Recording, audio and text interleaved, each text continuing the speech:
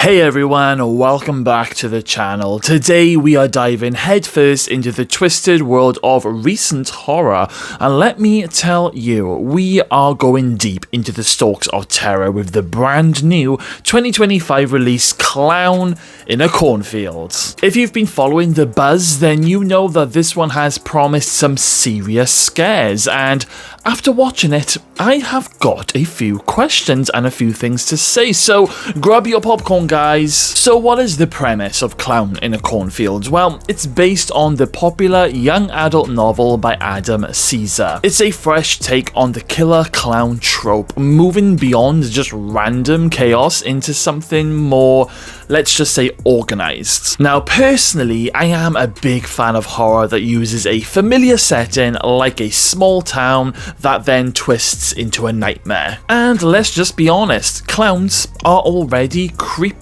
Put them in a cornfield at night, instant shivers. Now, before we get too deep, let's quickly set the stage without giving away all of the major twists. Clown in a Cornfield centers around character Quinn Maybrook, a teenager who, after a family tragedy, moves with her father to the seemingly idyllic rural town of Kettle Springs. But as with all good horror towns, Kettle Springs has a very dark secret. There's this generational divide, basically it's a growing tension between the town's older residents who are basically desperately trying to preserve their way of life, and then you've got the younger generation, and they're seen as a threat to the older generation's traditions. Now, this tension, fueled by a mascot clown named Frendo, who, by the way, has a seriously disturbing history, everything then starts to boil over.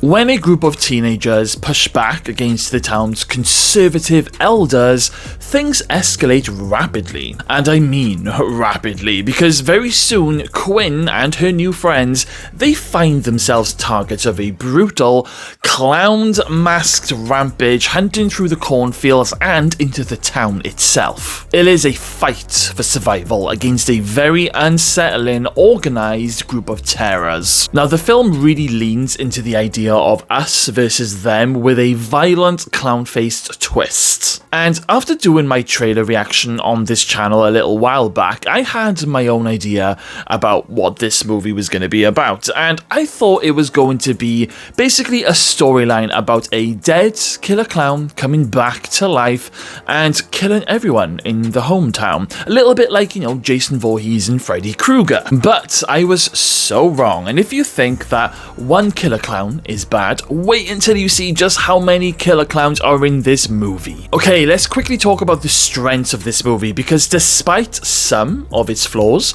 there's definitely a lot to appreciate here. Firstly, the pacing. This movie does not waste time. From the moment the tension starts, it builds relentlessly. And once the clowns unleash their terror, it's pretty much non-stop. This is fantastic for a slasher film because you don't want to be bored waiting for the next kill. And secondly, the clowns themselves. Frendo and his followers are genuinely menacing. They're not just random giggling psychopaths. There's an eerie sense of purpose to their violence, which in my opinion makes them far more disturbing. The design of the clown masks and the costumes is also effectively creepy. It's not overly, elaborate, but just enough to be unsettling. Thirdly, we've got the gore and the practical effects. For those of us who appreciate some good old-fashioned practical effects, I am one of those people, this movie does deliver. I mean, there are some truly wince-inducing moments that don't rely solely on CGI, which,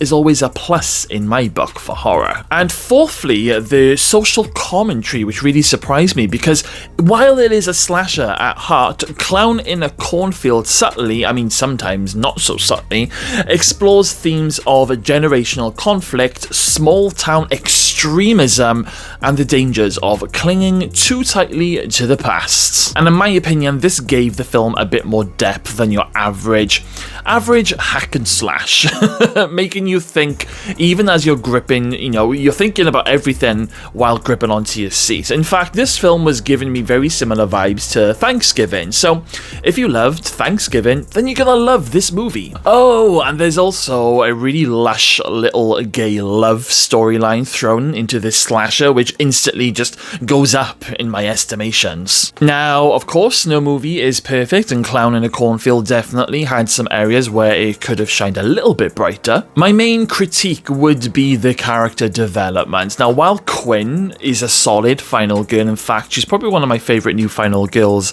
of 2025, but many of the supporting characters, especially her friends, it felt a little bit underdeveloped. They were just served up as just, extra kills just for the sake of it, rather than fully fleshed out individuals. Now, this makes some of the deaths a little bit more impactful. You want to care about these characters, and sometimes it was just too hard to connect. Secondly, while the social commentary is present, it sometimes felt a little bit on the nose rather than just seamlessly integrated. There were moments where the message felt a little bit heavy-handed, almost like the film was trying a little bit too hard to make a point. And thirdly, some of the jump scares felt a little bit predictable. Now, while jump scares are a staple of horror, a few moments relied on them a little bit too much rather than building sustained dread.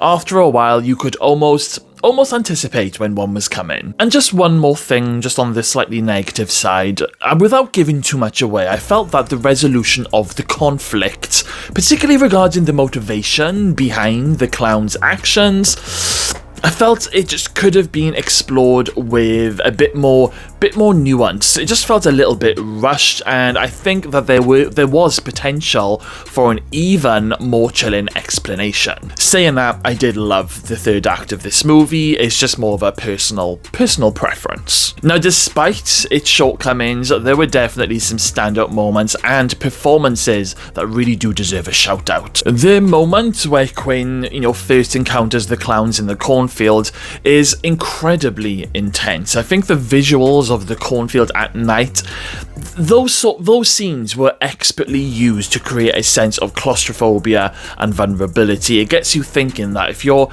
running through this huge cornfield in the middle of the night with somebody chasing you, that's terrifying. As for the performances, as I said earlier, I loved Quinn's character. I thought Katie Douglas did a great job carrying the film. She brings a believable mix of vulnerability and resilience to the role, making her a protagonist that you can genuinely root for. And while most of the clown performances are hidden behind the clown masks, the physicality and the sheer menace that they convey are a testament to the actors, or maybe a little bit of the stunt performers that are involved, but honestly, they were amazing. There's actually a particular scene that I really liked where one of the clowns was wielding this chainsaw, and that just felt perfect for this kind of movie. So, all in all, my final verdict of Clown in a Cornfield, well, if you're looking for a no-holds-barred slasher with genuinely creepy villains, strong practical effects, and a relentless pace with a few twists and turns thrown in, then you're probably gonna have a good time with this one. It's a fun, gory ride that delivers on its title's promise of terror. Now, do I think that this is a genre-redefining masterpiece? No, of course it's not, but it is a highly entertaining horror flick that knows exactly what it is and what it's doing, and it's not trying to be anything more. It is a solid entry into the killer clown subgenre and slashers, and a great option for a spooky movie night with your friends. So with that being said, I am going to give Clown in a Cornfield a 7.5 out of 10. It is 100% definitely worth a watch, especially if you are a fan of classic slasher films and you don't mind a little bit of a bloody mess. Okay then guys, well thank you all for stopping by today and watching today's video, and make sure you do smash that subscribe button. Stay safe out there, and I will see you all again very soon.